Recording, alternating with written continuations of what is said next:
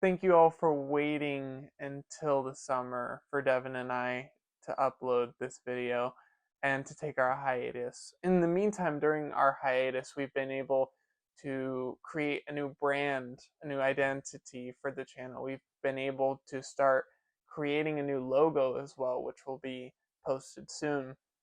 And we've been able to figure out our priorities mainly as to what we want to do. Those priorities are changing as they previously had been. Currently, we're each working on our own YouTube solo endeavors, and because of that, Leaders Unplugged has taken, essentially, it's in the shadow position of our other channels. We want to focus on our own channels while also maintaining Leaders Unplugged at the same time. And here's how that's going to work. The podcast episodes for this channel will be collaborating with my channel on YouTube. And so whenever I post an interview on my channel, that same interview is going to be posted on the Leaders Unplugged channel. That way you guys are still getting podcast content, but it'll just be me for the most part doing the interviews. You may notice this video is a couple months old. Maybe you didn't notice this, but now you know. And it's a couple months old because Devin and I were trying to figure out our brand, our identity, and what we wanted to post. But now that we've done that, we can securely come back and launch these episodes in good confidence that what we are doing will be beneficial to you guys as an audience. Enough of me talking. I know you guys want to see this interview, so here it is with Jennifer Glatzhofer. All right, you guys ready? Yep. Sweet. All right, welcome back to another episode of Leaders Unplugged. Today we have a very special guest. We're very excited for this episode. Today we have Jennifer Glatzhofer, and we'll pass the baton over to her and let her give a little introduction to who she is. Thank you so much for me being here. I feel honored for being invited here. So thank you first of all for having me. But yeah, I'm Jennifer Glatzhofer. I am a singer and I guess a reactioner on the YouTube circuit, talking about vocals in particular. So that's what I like to focus on. But myself, I would call myself a singer and a performer. That's my profession.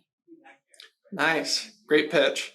So, music, singing, all that good stuff. How is it that you first got into that career, and why was it that you chose it in the first place? I feel like it was always there. I'm one of those people that always had music growing up around me. Like if you look at old videos of me, like, when I was a child, I'd be dancing or singing along, or, a script in my hand or something performative. I think so. It's always been there. So I think rather than me then choosing it later, it was just kind of what I enjoyed doing. And then I, went to clubs outside of school. Whenever there were plays at school, musicals at school, I'd always audition. So it was always just my interest. So then moving it to professional, I then went on to study, after school. I went to university. So in England, that's when I was 18, so 18 to 21, 3 years at university or drama school studying. And then I did an extra year as well of musical theatre. And then, progressed. I was a little bit in musical theatre. I still am connected in that field, but obviously the pandemic happened and then I had to try and find my own way of doing things. So now I never want to not be performing. So I wanted to find things that I could do that still linked me with that. So I'm currently in a professional function band where I play keyboard and sing.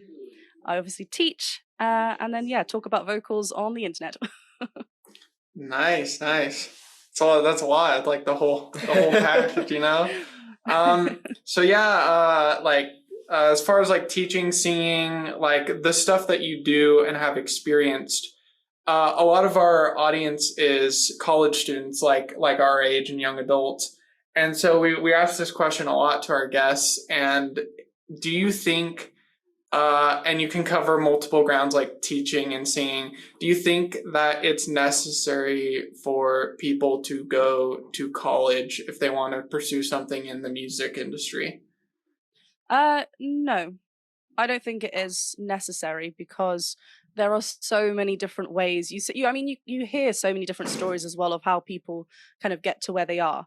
You know, I think because of where, like personally, where I was, everyone was kind of going off. So I was like, oh, I remember a point just before I went off to university where I thought, you know, I can't do this as a career. Surely I need to find something else. Everyone is picking maybe more academic things. And I was like, oh, I don't know. Is this actually something that I could do further, like study further? And yes, obviously there is. So there's loads of different options that you can do.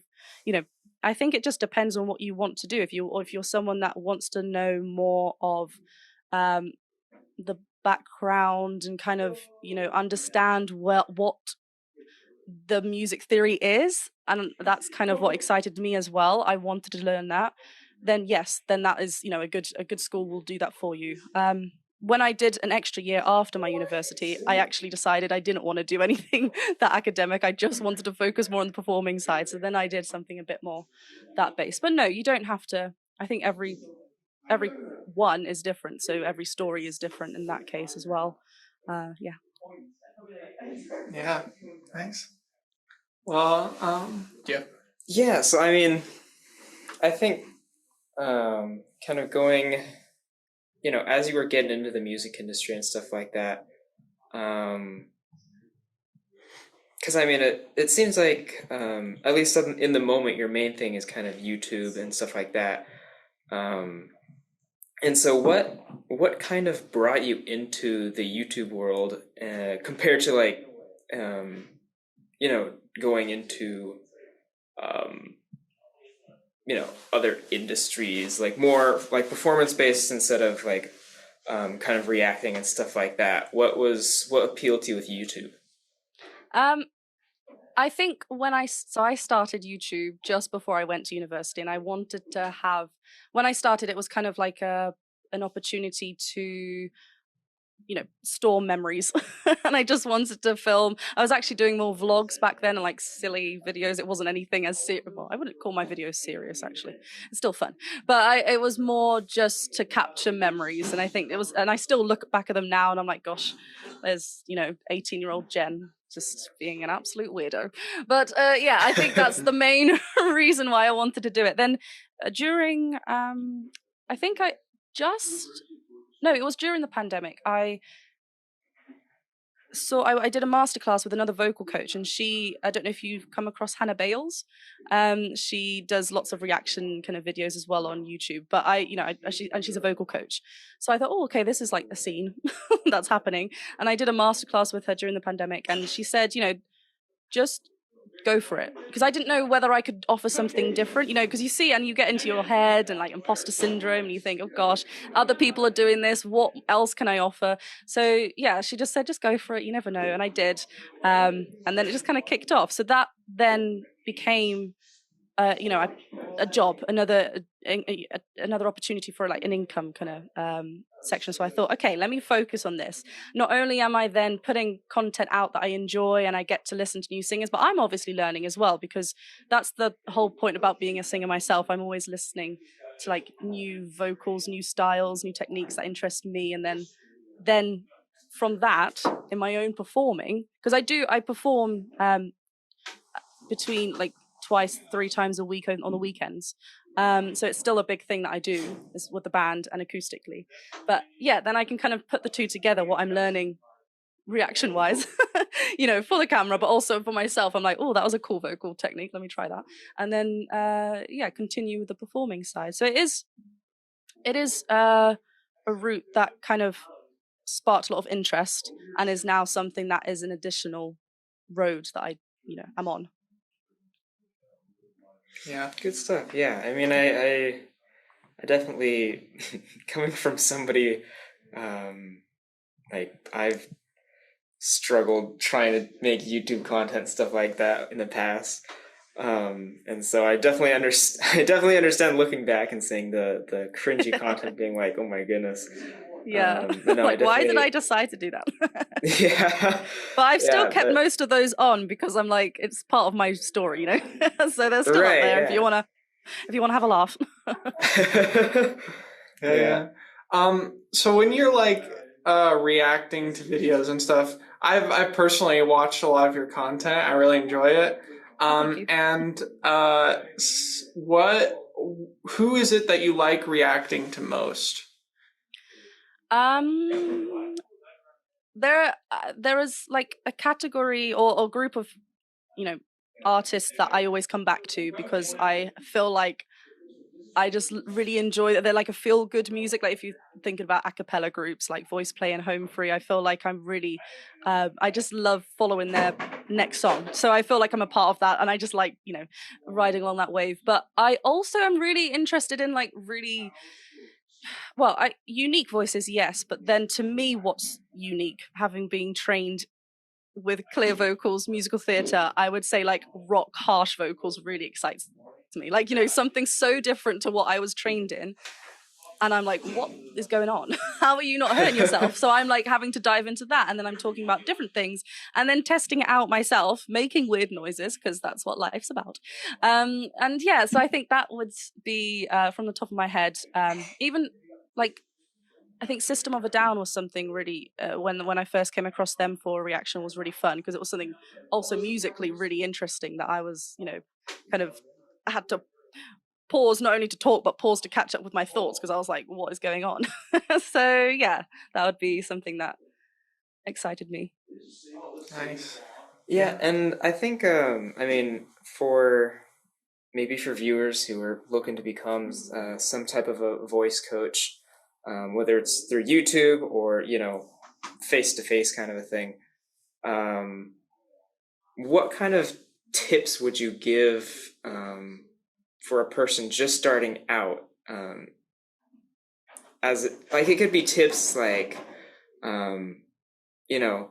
what's the best way to approach it, or something that will really help them, something like that. Like, from your experience, what would you say is a good tip for starting out with voice coaching and stuff like that? So is that voice coaching in particular rather than like reaction and the YouTube videos? Yeah, so I mean, like, Yeah. and however lines up the best for you. But like in terms of giving advice on voice and stuff like that, what's a tip that you give to kind of establish a presence, whether it's online or even in person? I mean, obviously, you can call yourself a singing teacher or a vocal coach, and singing teacher would be someone that has gone through, you know, their own education of the voice, and they've got their own degrees in it and everything. So that's why I tend to go down the vocal coach route, because even though I have studied the voice, my music theory on the voice is good, and like, but I haven't gone further to study. Like to actually get degrees, if that makes sense. I've done my own studies, but not got qualifications in it. So vocal coaching is more there and then working on that performance. What can we hear? What can we do together? What can we kind of experiment? And I also like that. I mean, I mentioned just earlier about like the weird noises, and I mean that. Like I do mean that, because we have a lot of colors and voice and tones in our voice already without realizing that a lot of them can cross into singing. So I think a tip would be trust your gut. If you enjoy it, then you know what it is that you need to do, like, to in order to like, if I mean, I would also say, like, if it is just singing that you enjoy, maybe do some work on your own, like to actually understand what the voice does, right? You don't want to kind of be just throwing the word vocal coach around and be like, yeah, I know this, and it's like, well, you want to, I think that's why as well on my channel I have like cover videos, and obviously I write my own music, and I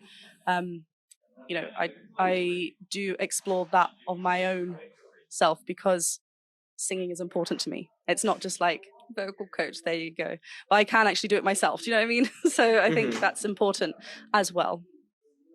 I definitely know what you mean by like the weird noises, because like listening to like Home Free and then like Voice Play, but also myself just being in choirs at college, it's like really fun trying to like do the things that they do with their voice. Like, for example, it was when I first heard, I think it was Ring of Fire by Home Free. That was one of their first songs I ever heard, and that was like years ago. the big like G1 at the end of the song, and I'm like, how would a guy like a tenor like myself be able to do that?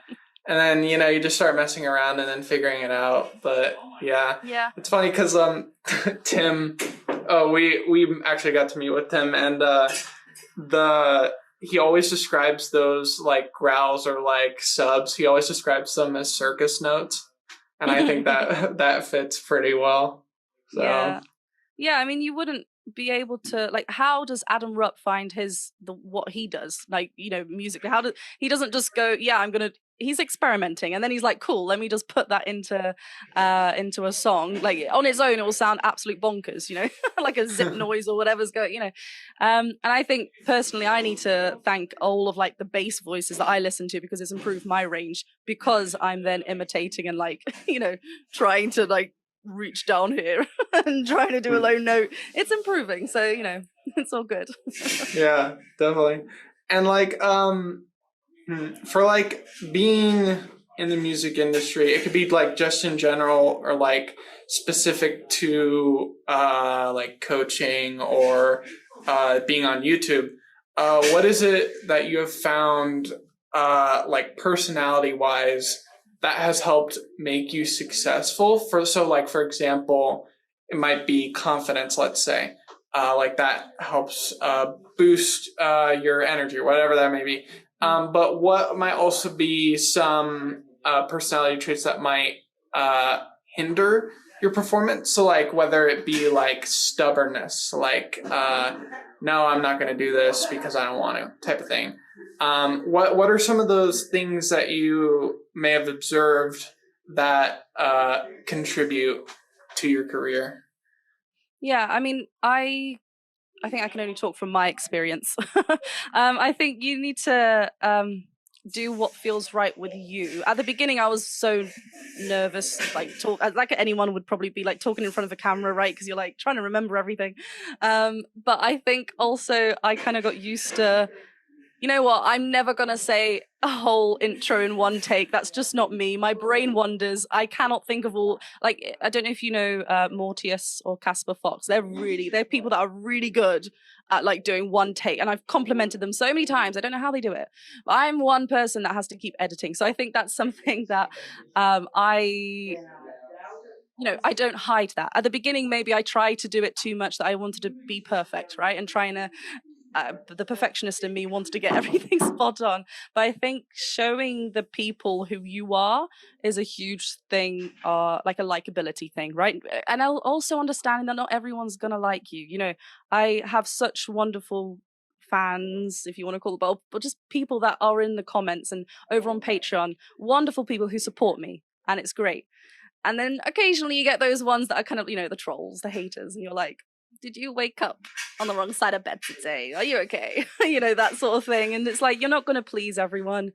So I think just kind of getting out of that cycle, then you will kind of be free with just showing who you are. And if you make mistakes or, just don't know, you trailed off and went off to a different direction, that's fine. So I think that's kind of almost like a hinder at first because you could be too strict on yourself, right? But then once that kind of you let go of that and you kind of are showing a bit more of your true self, as natural as you can in front of the camera, then that kind of, is a good thing because people start seeing your authenticity more. Mm-hmm. Yeah, definitely. No, yeah, that makes sense. And that's good that you touch based on like the people waking up on the wrong side of the bed, because like we have yet to experience it, but when we've talked to other people that we've interviewed, whether they like post on YouTube, their musicians, whatever that may be, they've talked about that before and how it's like there are a couple things you have to do when it comes to it. It's like you have to either they woke up on the wrong side of the bed, or there is like maybe something of value in what they're saying, like it's actual like good criticism. And it's just like finding a balance of like, okay, is it criticism or is it just negativity? And so, yeah, that's a really important thing to distinguish, especially as like a content creator. Yeah, I mean, it also depends on like what mood I'm in. Like, I could be in a fun mood and I see the comment, I'm like, haha. Or like, I'm like maybe feeling a bit down on myself and I'm like, you know what? No, this is rude. I've taken this like the wrong way. Yeah, I mean, there's, you're putting content out there, so you have to kind of accept, I guess, whatever kind of whatever comments you get and responses you get. Although, having said that, sometimes people should just choose niceness and kindness, and sometimes people don't. I have I know you spoke to Peter Barber. He gave me a good tip. He said to respond sometimes as if you're the team. So I was like, thank you for your consideration, or I will forward this to Jennifer Glatzhofer and the team, and it's just me. I'm writing it, but I thought that was a fun way just to kind of like slide that in. Yeah, no, yeah, that's definitely a funny way to do it. Yeah. Do you have a question? Or... Well, so kind of now that you're where you are, you found let's say a fair amount of success, right? When you look back on how you started and stuff like that, what would you say was kind of the biggest like light bulb moment when you realized, hey, this is this is what I want to do and it's working, kind of a thing? And kind of how did you get to that point? Like, was it something fairly easy, or was it something that you were like on the edge of like, maybe I should try something else, and then that light bulb turned on, kind of a thing? Yeah, I mean, first of all, thank you for saying that about my channel, because I still am just a person that records behind on a camera when it comes to the YouTube. So that means a lot. That it is incredible to see how fast it's or just how it's grown. Like, it's really, really. I just love it because I get to manage my own hours and I'm the boss of this. So I get to choose. So that's something that I really. I mean, when I was studying musical theatre, I knew I wanted to do something performing, and that's also growing. So it's nice that this alongside that works, because I knew that when I was figuring the performing side out, I needed to have some sort of, and I think I was working as a supply teacher. Is that what you call it? A cover teacher. Yeah, I just had like odd days that I'd go in, and I was like, right, this is something so far from what I actually want to do, right? So then that's when the whole reaction kind of thing started, and I was like, okay. And I did a few like musical episodes of shows, and then good old Dimash Could I Begin came over, on my channel. I was like, okay, this is a good. That started spiking up. I did one reaction to, I think it was Opera 2, and I saw the views like. I was refreshing, and that had never happened to me before, that you refresh and you see it go up. I was like, what is going on? I remember being in the car. I was like, what is going on? I was living at home then, and I was like, this is what? And I was like, gosh, trying to think of everything that I said in that video, right? Because I was like, no one sees my stuff. What is going on? So from that was definitely a moment where I thought, okay, this is something that, hold on, if I continue doing this, more people come over, then I can push my covers and my music, hoping that the people there will understand that I am also a singer and I write my own music, and I try to see it like that. So I think that's when the moment like kind of kicked off for me. And then I think it was the summer after that I started posting covers more regularly again, because I did before, but now I try to get into the system of doing that again with my musical partner Ian Iredale. Shout out to him, he's on guitar. But yeah, so that's kind of how those two progressed. That's really interesting, like the seeing, like, refreshing and seeing like the views go up, because Devin and I, we just had an experience like that with when we posted Tim's interview. And so originally we asked for like a shout out, but he's like busy now, and so we didn't want to like bug him or anything, and so we just kind of let it do its thing online. And like all of our interviews maybe sometimes got up to like 100 views. But then we were looking at Tim's, and like an hour later, it's at like 500 views, and we're like, wait, what? And now it's like at I think it's like 2,600 now. Yeah, 2,600 views. Oh, wow. And we've gained like 25 subscribers off of it, and we're like, I mean, Yeah. a big boost of confidence. Yeah, it's like the first big like sprout in viewership, which is always because then you go to the analytics and it's like it's instead of like 70% of your viewers are subscribed, it drops to like 3%, and it's like everyone else is a new viewer, and it's like, okay, we need to. No, that's definitely an experience that we're seeing here. That's good. It boosts you as well, like you said. You feel like, okay, cool, maybe I can do something here. Maybe people are interested. Maybe people do want, and you get excited because you're like, who can I talk to next, or who can I react to next? There's so many different. I mean, I just posted a cover of I don't know if you've seen. I have now, and I'm still obsessed. K-pop Demon Hunters. Oh, if you haven't seen it, you need to watch it. But I've just posted my I posted my cover to Golden, and because of obviously the trending that's happening for me, I'm seeing like an incline to that as well. So I'm like, okay, this is really good, cool. I need to kind of be aware of what's going around, like new movies, new series that have songs, try and hop onto those, but also do songs that I enjoy, and I actually really did enjoy doing that one. So two things at once. Nice. Yeah. And this question, it could be from your career, it could be just life in general. But what's one thing in life or in your career that you learned a really valuable lesson from that you still carry with you today? But also, what's one failure that you've learned a lesson from that you've still kept with you today, and it still is with you? Oh, I have to think about this now. I think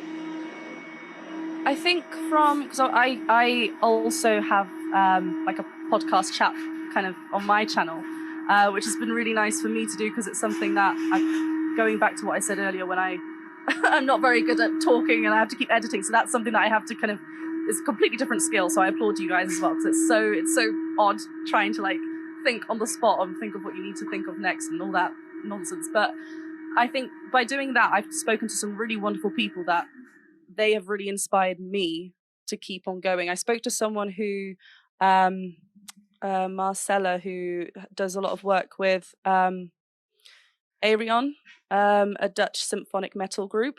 Wonderful person. But she said something, she said, when new opportunities come, she said, she uses the phrase, you have the no, you just don't have the yes. So if you stay still, that you're not going to do anything. Like, you know where you are. But if you go and try, you might get the yes. So I think that's something that just advice is staying in my head, even though it's quite a fresh advice. I think I've always had, that's always been something that I've known. But when people say something a little bit differently, it's kind of sticks in your head in a different way. And you're like, okay.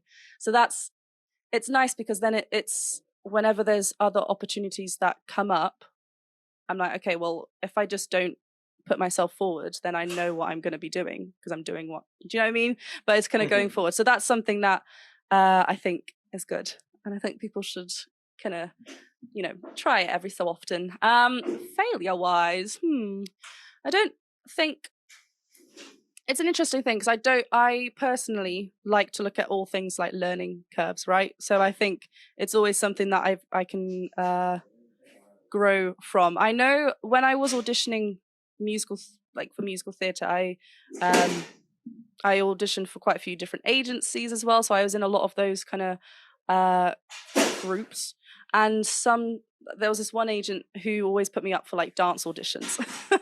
And I could dance, but I'm a singer. And there was this one time that I remember, like, I just did it anyway, but I felt so out of my comfort. So I think in that moment, I did it because I felt like I wanted to maybe not please the person, but I wanted to make sure that I was kind of making my mark in the musical theatre group. I didn't want to say no, right?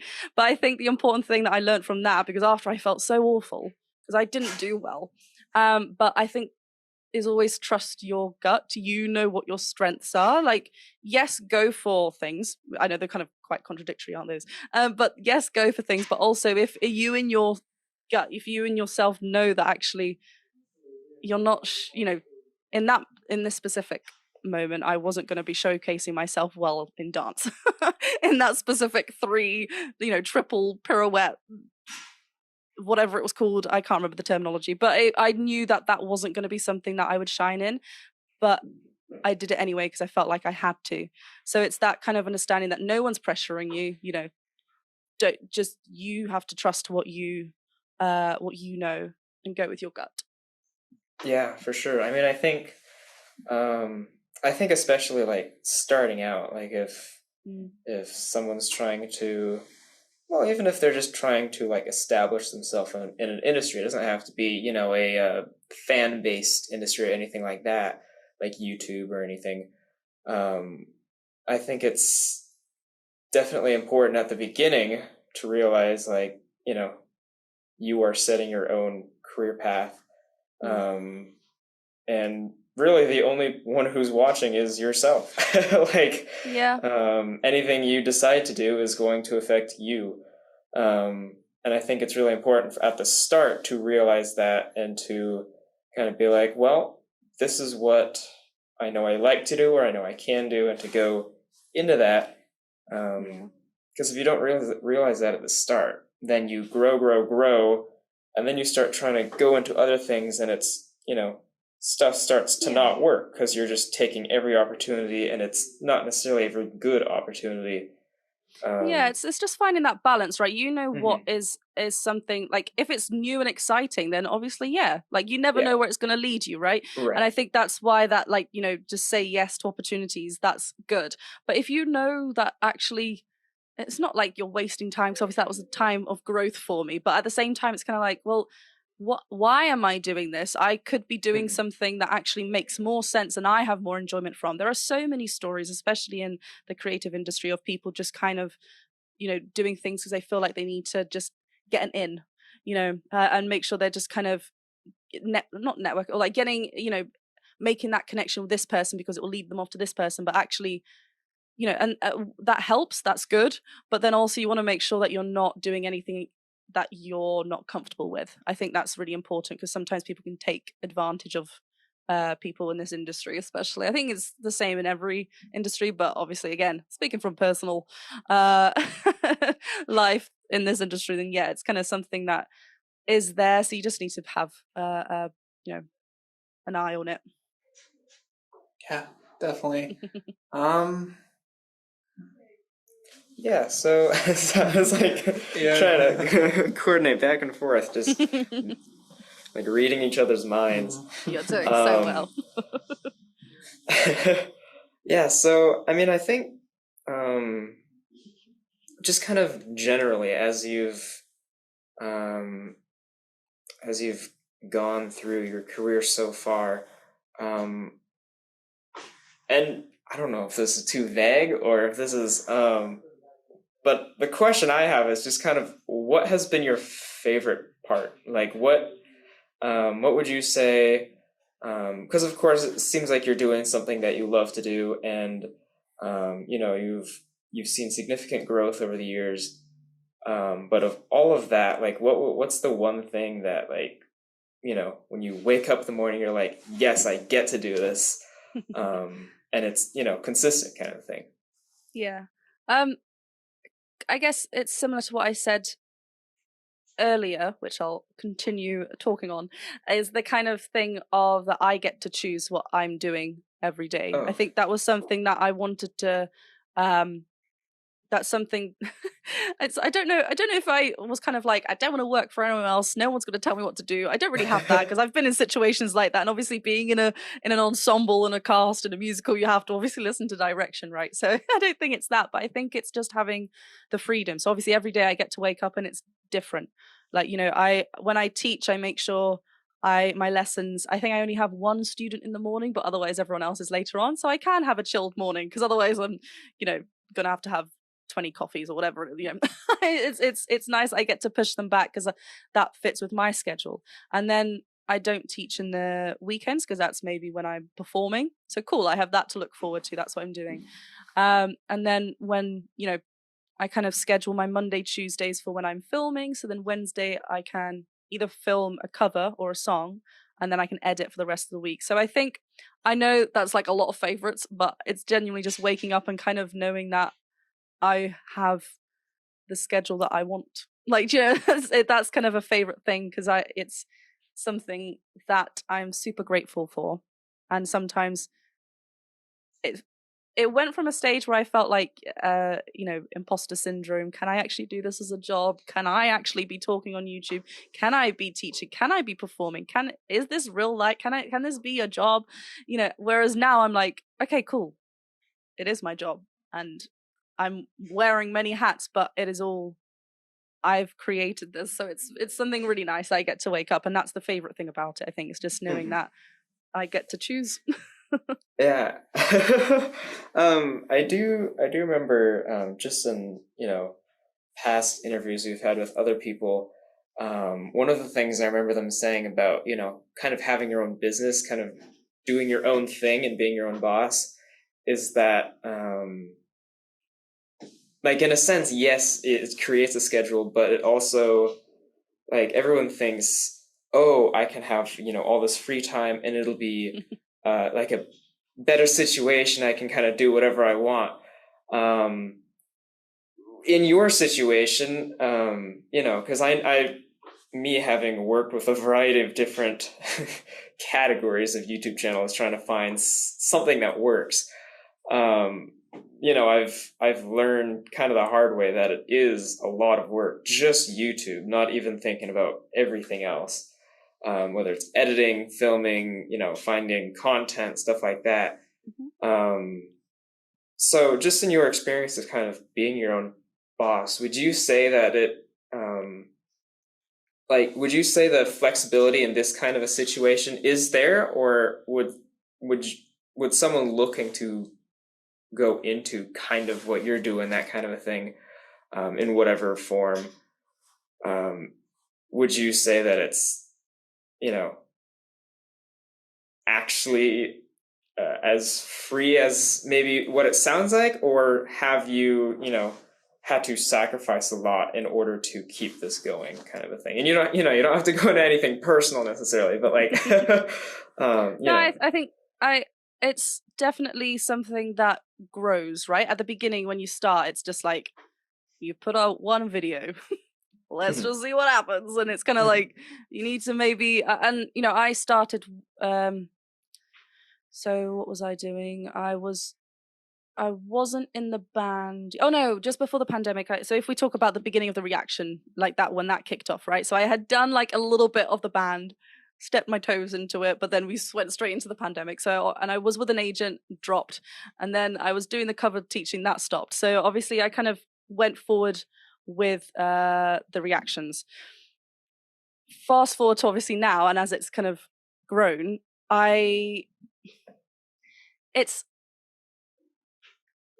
nice because I have my own schedule. Yes, I've had to sacrifice elements, but it's all for what I enjoy. So I think it's not easy, because obviously sometimes, like you just said, like someone might look and be like, oh, you can just change your schedule to meet up for a catch up, or you can just, you know, they don't maybe say that out loud, but that's what sometimes it feels like. And I'm like, no, I now, because I know how long it takes to film a video or edit, you know, and do the YouTube, and then know how long it takes for me to learn a song. And, you know, you make your own schedule and you can see it. I mean, I write my stuff down, but, you know, you have it all written out. So it does become a job, because you want to make it a professional job. You want to make it a profession. So I think sometimes people might see it as, oh, that's easy. You get to choose. You get to go on holiday all the time. Da, da, da. Yes.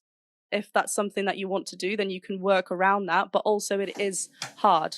And before, I used to kind of work until like really late in the evening, because I was like, I'm doing what I love. I can keep working. But I think I've made it a thing, like in the past year, to stop a little bit earlier, because you have to look after yourself, right? Sometimes, even though you enjoy it, sometimes you might experience like burnout and overworking. So that's something also I had to learn to kind of go over. And I think, yeah, there's lots of what's the word?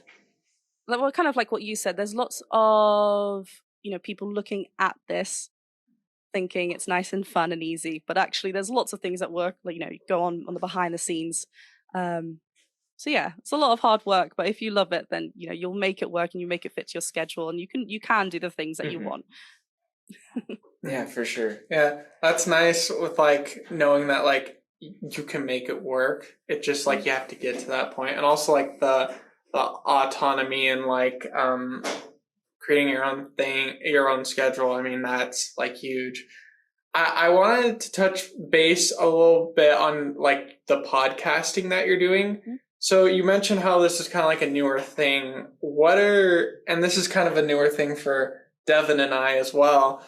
What are some like maybe tips, tricks, whatever it may be, that you have found has helped you engage in a conversation with the other person?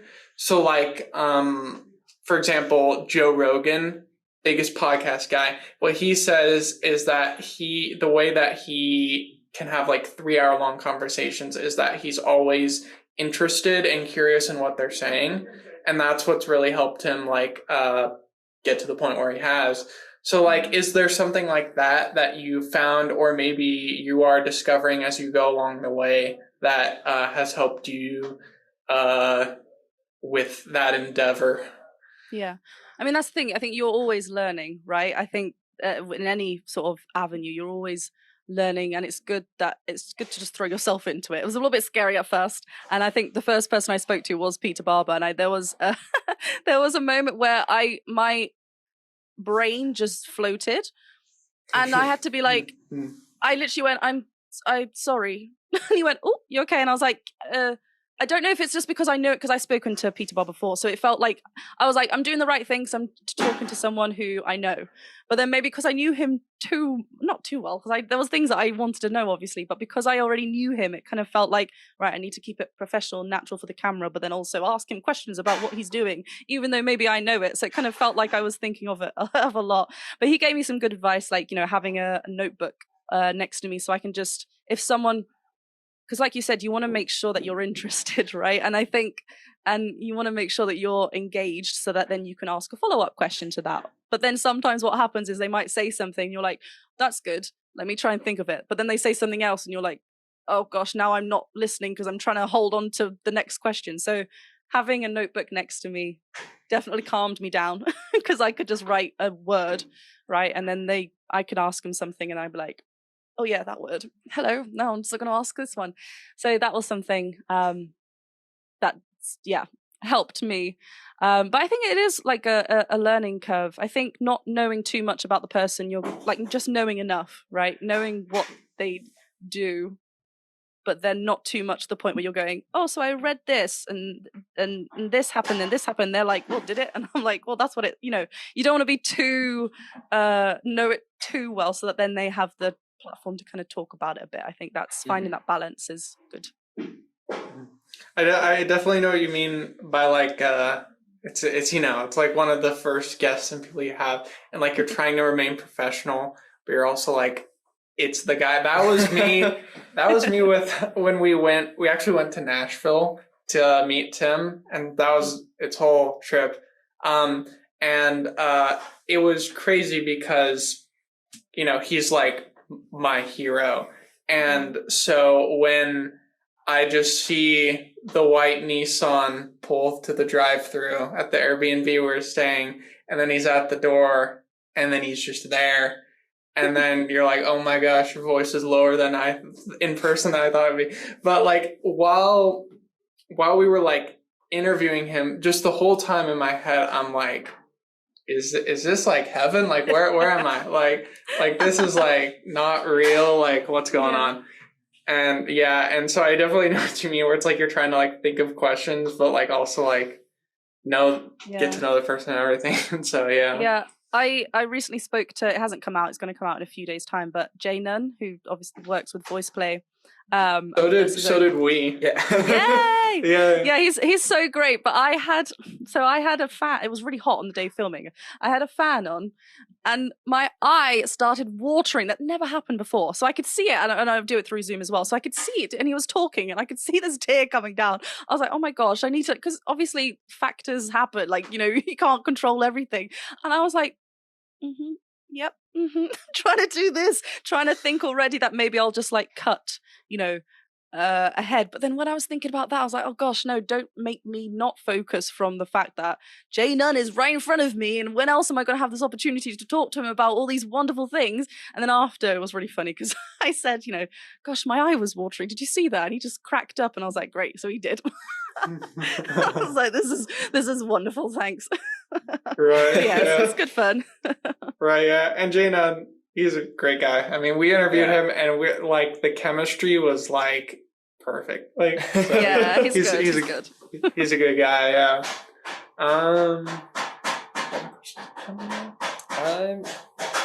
I think we're ready to go to the big question. Okay. Okay. All right. Well, just kind of as we wrap things up, we always ask this question to every guest that we have, and to like end it on like big note, so to speak.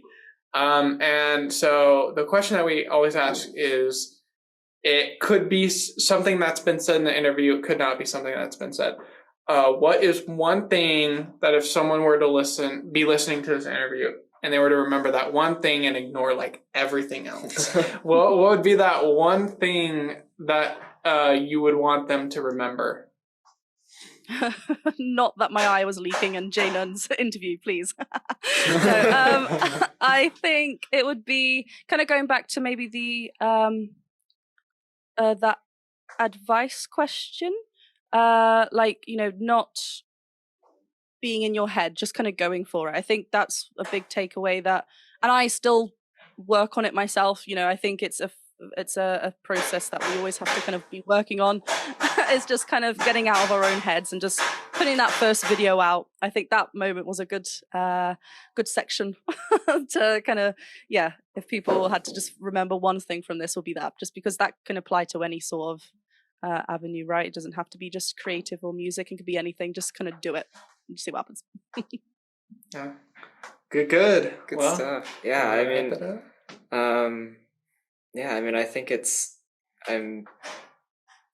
very important to this whole podcast is kind of like a let's see what happens.